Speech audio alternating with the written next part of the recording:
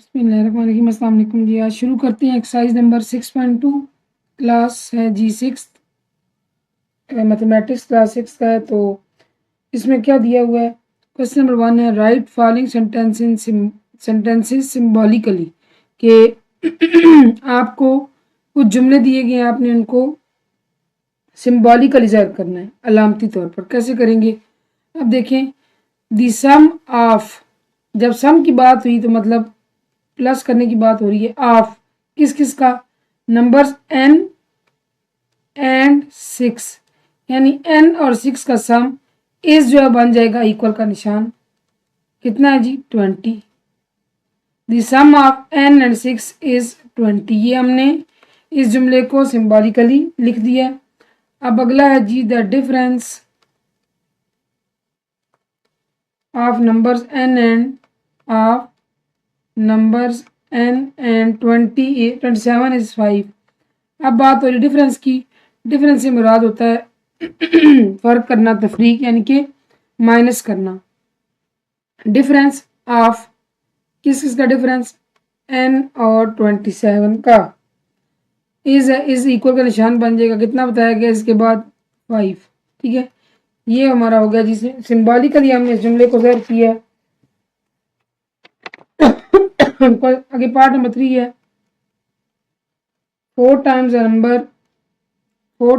a number n is less than 7।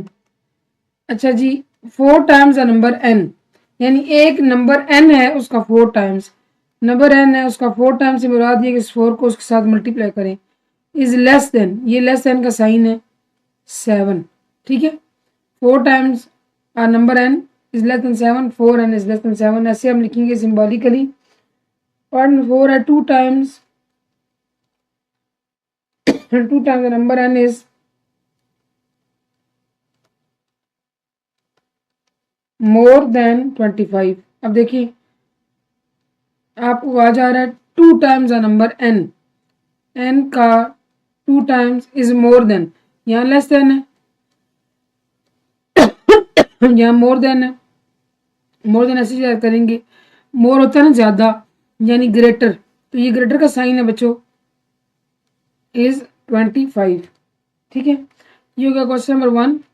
Question 2 में क्या है जी, which statements are true and which are false, which statements are true and which are false। अब आपने true और false का determination करना है।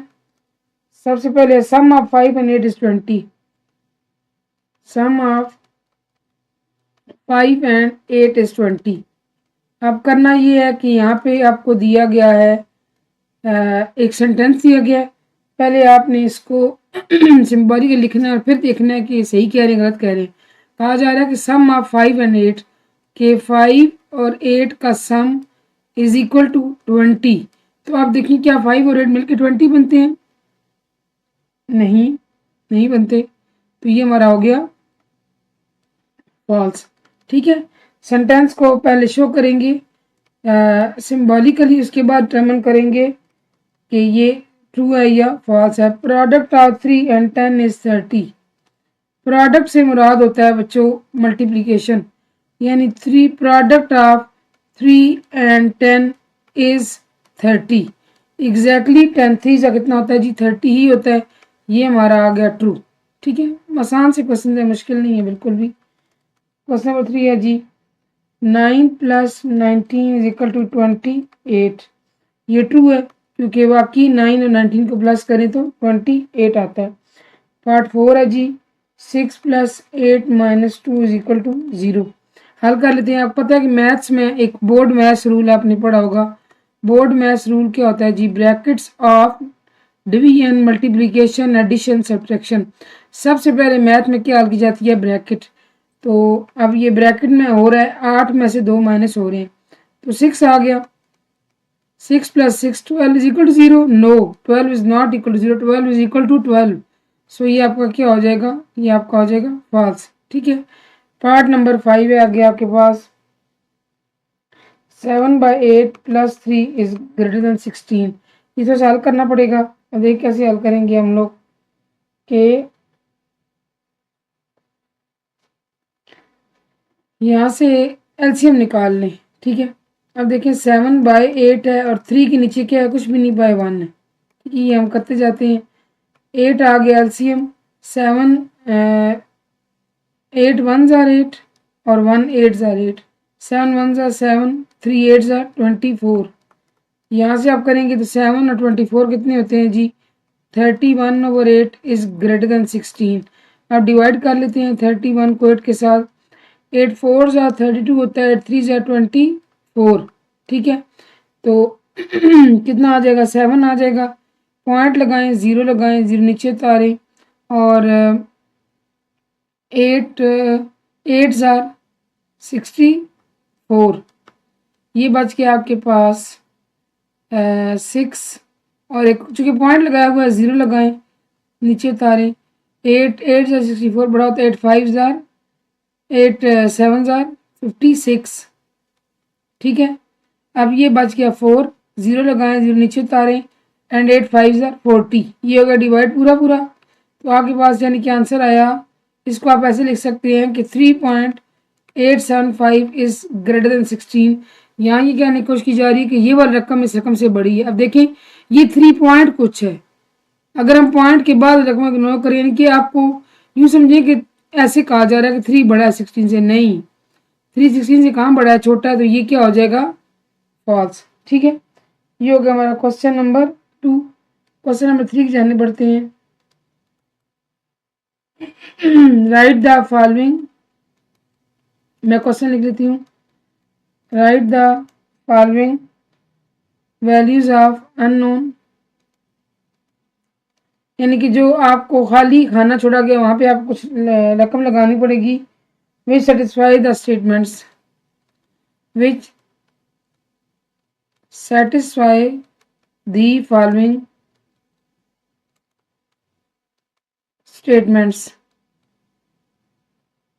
कर लेते हैं। इसमें आपके पास पहला है जी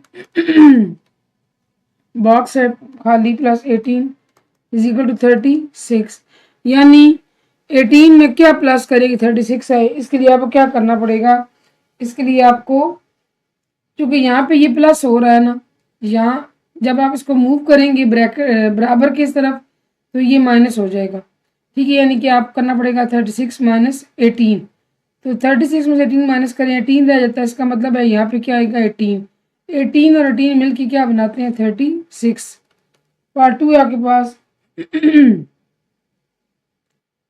3:5 प्रोपोर्शन रेशो 10। ठीक है, अब देखें कि 3 और 5 था, तो यहाँ से 3 की जगह खाली रह गया, लेकिन 5 10 बन गए। 5 10 कैसे बना है, 5 10 कैसे बनता है, 5 10 ऐसे बनता है अगर 5 को 2 के साथ मल्टीप्लाई कराएं। इसका मतलब अगर 5 को 2 के साथ मल्टीप्लाई कराया गया तो 3 को भी 2 के साथ मल्टीप्लाई करना पड़ेगा, 6 आ जाएगा। यानी आप यहाँ पे क्या लिखेंगे, ये मैंने आपको हल्का दिखाया, यहाँ पे खाली जगह में आएगा 6। ठीक है, ये इसका आ गया आंसर। पार्ट 3 देखें बच्चे, 20% ऑफ 2000, 20% ऑफ 2000, ये आपको निकालना पड़ेगा। तो 2000 का 20% ऐसे निकालते हैं कि 2000 इंटू 20% है ना, आप ऐसे लिखें। इसके बाद आप क्या करें कि 20 है, ये परसेंट साइन का मतलब होता है 1/100। ठीक है, इस सिर्फ परसेंटेज के साइन का मतलब क्या होता है, 1/100। एक 0 यहाँ से काटे, एक यहाँ से कट गया, एक यहाँ से कट गया, यहाँ से कट गया। ठीक है, यहाँ क्या रह गया अब नीचे रकम खत्म होगी, यहाँ रह गया 200 इंटू 2, ये आपके पास आ गया 400। आपका आंसर क्या आएगा, 400। पार्ट 4 की जाने बढ़ते हैं जी। पार्ट 4 में 2/5 प्लस यहाँ क्या लगे कि 1/10 आ जाए। उसके लिए आपको क्या करना पड़ेगा, देखें हल करने का तरीका आपको बता रही हूँ कि ये यहाँ पे क्या हो रहा है, प्लस हो रहा है, इसको इधर मूव करें तो ये क्या हो जाएगा, माइनस, यानी 1/10 माइनस 2/5 बन जाएगा। ये हम निकाल रहे हैं इस बॉक्स में फिलिंग के लिए रकम निकाल रहे हैं। 10 और 5 का एलसीएम निकालें, अगर आप जिस तरह आप 5 4 5 क्लास में करते थे। 5 2 ज़ा 5 1 ज़ा 2 1 ज़ा 5 और 2 का एलसीएम क्या आ गया 10। तो 10 1 ज़ा 10 वो 1 यहाँ मल्टीप्लाई करें और 5 2 ज़ा 10 तो वो 2 यहाँ मल्टीप्लाई करें। 1 1 ज़ा 1 2 2 ज़ा 4 ये आपके पास आ गया। 1 -4 आएगा -3। 4 में से 1 माइनस करें 3 आता है लेकिन साइन आता है बड़ी वैल्यू का, बड़ी वैल्यू 4 है तो -3 और 10 आएगा। इसका मतलब है कि यहाँ पर 2/5 और इसका क्या लगेगा -3 और 10, तब ये क्या बनेगा 1/10। ठीक है जी, होपफुली आपको समझ आएगा। पार्ट नंबर 5 देखें जी। पार्ट 5 में क्या करना है, very simple and very easy. 7/11 plus 1/22 is equal to box, यानी कि अब आपने इसको हल करना है। 11 और 22 का आप एलसीएम निकालें। 11 1 ज़ा 11, 11 2 ज़ा 22, 2 1 ज़ा 2, तो 11 और 22 का एलसीएम आ गया 22। 11 2 ज़ा वो 2 यहाँ करें 22 1 ज़ा, ठीक है। 7 2 ज़ा 14 प्लस 1 1 ज़ा 1, ये आ गया 15/22। तो यहाँ आप क्या लगाएंगे 15/22, ठीक है जी। ये आपको हल करना पड़ेगा। ये हो गया हमारा question number 3 solve. Question number 4 देखें, आइडेंटिफाई कॉन्स्टेंट्स एंड वेरिएबल्स। मैं आपको बताती हूँ कि वेरिएबल्स कौन से हैं और कॉन्स्टेंट्स कौन से हैं। Identify variables and constants. सबसे पहले आपके पास है n+9 इज इक्वल टू 0। ये जो है ना ABC, ये इस तरह की चीज़ें ये आपके होंगे वेरिएबल्स, या उर्दू में कहेंगे इनको मुतगय्यर, ठीक है। और जो होंगे ना आपके 0 से लेकर 9 तक जो भी गिनती का नंबर आएगा, 11 आएगा, 11 भी 1 और 1 को मिला के बनता है ना, 1 1 11 होता है, तो वो होंगे आपके कॉन्स्टेंट्स। वो क्या होंगे कॉन्स्टेंट्स। ये आपका हो गया वेरिएबल और ये आपके हो गए कांस्टेंट। मैंने पूरा लिखा, सिर्फ आपको आइडेंटिफाई कराया। C for constant, V for variable, ठीक है। पार्ट 2 पे आ जाए, बहुत आसान है, बहुत ही आसान है। 7p + 2 is equal to 9। अच्छा, इसमें जो p इस्तेमाल हो रहा है ना, चलिए यहाँ पे लिख ताकि आपको आसान हो। वेरिएबल है p और कांस्टेंट्स है इसमें जी 7 है, 2 है और 9 यूज हुआ है, ठीक है। फिर आ जाए पार्ट नंबर 4 पर, पार्ट नंबर 3 पर बच्चे। पार्ट नंबर 3 आपके पास 1/3 - xy। मैंने आपसे कहा था कि जो 1 12 रकमें होंगी वो आपकी कहलाएंगी कांस्टेंट्स, और जो ABC वाली रकमें होंगी वो आपके होंगे वेरिएबल्स, ठीक है ना। तो वेरिएबल आपका है जी, इसमें x और y यूज हुआ है 2, और कांस्टेंट आपका है 1/3, ठीक है। ये भी नंबर ही है ना, 1 और 3 को डिवाइड करके ही बना है। पार्ट 4 देखें जी। 7 आयोटा + 4, इसको आपने आई नहीं पढ़ना, ये आयोटा है। फर्दर जब आप अगली क्लास में जाएंगे तो इसका ज़्यादा कॉन्सेप्ट आपको वहाँ मिलेगा देखने को। 7 आयोटा + 9। आप देखिए इसमें तो आप इसको अब क्या कहेंगे, ये आयोटा है या आई है। अच्छा, अगर इस तरह लिखा हो ना तो ये आयोटा होता है, ठीक है। और अगर इस तरह होगा तो इसको सिंपल आई ही कहेंगे, ठीक है, जो ABC में आई इस्तेमाल होता है। आई डोंट नो इस बुक में या तो अच्छा करके लिखा गया है, बहरहाल जैसा भी है ये आपका होगा, क्योंकि ये ABC की फैमिली से ही बिलोंग करता है। तो वेरिएबल आयोटा हुआ, और मैंने आपको बताया था कांस्टेंट कौन से होते हैं, जो इस तरह के नंबर होते हैं, ठीक है। इसके बाद आपके पास आ गया पार्ट नंबर 5, m + n + 8। 8 आपका होगा कांस्टेंट और m और n आपके होंगे वेरिएबल्स, ठीक है।